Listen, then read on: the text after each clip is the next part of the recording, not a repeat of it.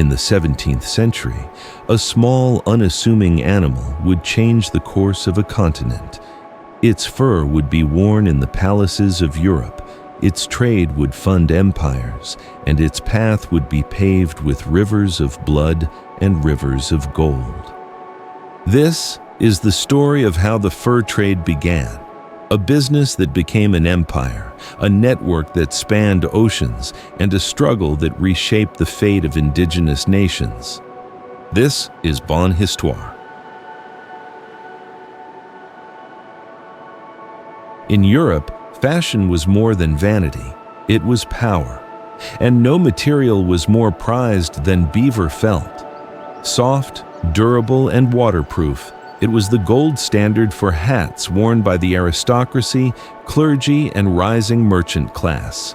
But the beaver was nearly extinct in Western Europe by the early 1600s.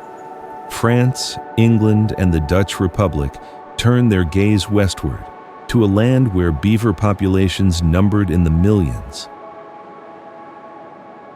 Long before the arrival of Champlain or the English, the indigenous peoples of North America had built vast trade networks. Goods traveled thousands of kilometers, copper from the Great Lakes, obsidian from the Rockies, shells from the Atlantic. The arrival of Europeans did not create trade, it transformed it. Metal tools, glass beads, muskets, and cloth became new currencies. In exchange, furs flowed eastward, feeding a hunger in Europe that seemed without limit. The earliest fur trading between indigenous nations and Europeans often occurred aboard ships anchored offshore. It was not until alliances deepened that permanent trading posts appeared inland. Champlain recognized the fur trade's potential immediately. He forged alliances with the Huron Confederacy, the Algonquin, and the Montagnais, positioning Quebec as the hub of a new commercial empire. But this alliance came with obligations, including military support against the Haudenosaunee. These conflicts, known as the Beaver Wars, would haunt the fur trade for decades.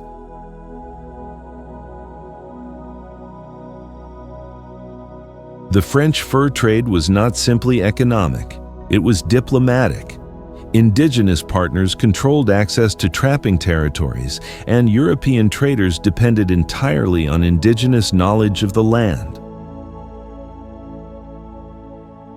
By the mid-1600s, French expansion was carried by two distinct types of traders, the licensed voyageurs and the unlicensed coureurs des bois, literally runners of the woods.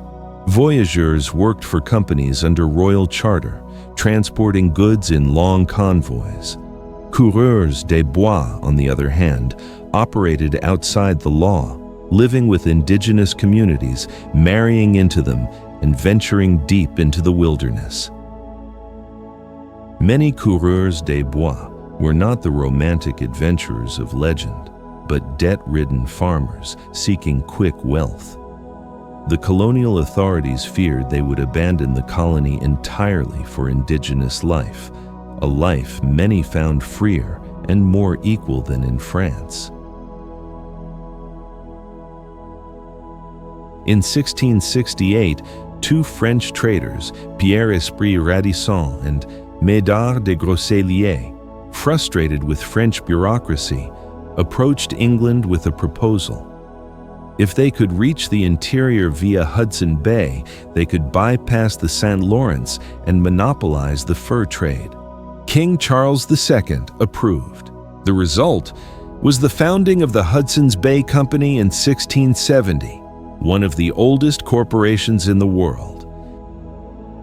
The company's royal charter granted it ownership of all lands whose rivers drained into Hudson Bay, nearly 40% of modern Canada.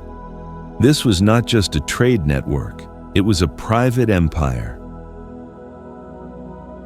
The expansion of the fur trade intensified warfare.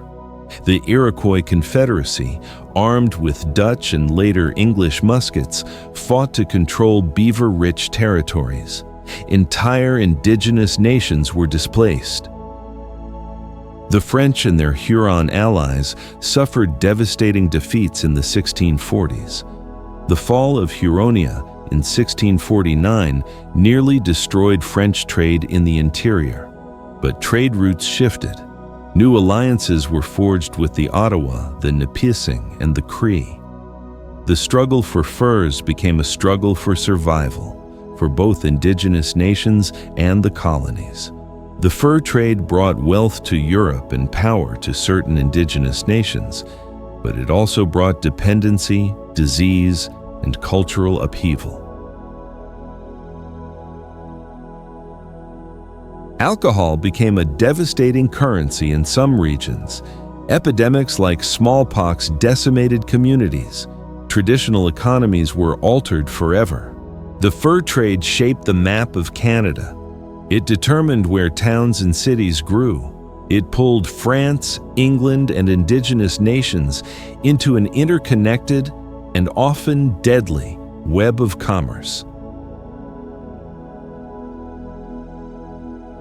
This is the story of an empire built on the back of a small, industrious creature.